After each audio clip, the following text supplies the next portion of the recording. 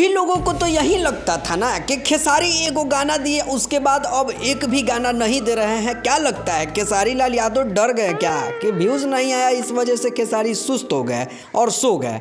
लेकिन ऐसा बिल्कुल नहीं है भाई। अभी अभी एक पोस्ट आया हुआ है जिस पोस्ट को देखने के पता चल जाता है कि फिर एक बम फाड़ बहुत बड़ा वाला मैटर आप सभी के बीच प्रस्तुत किया जाएगा।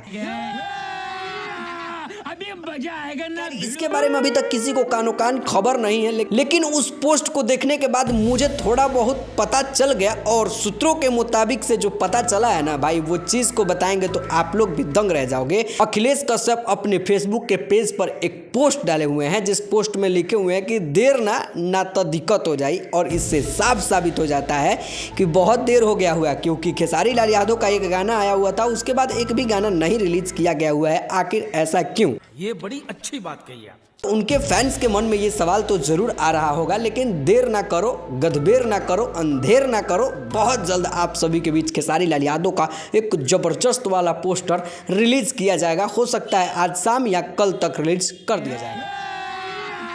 अभी मजा आएगा ना भिड़ो।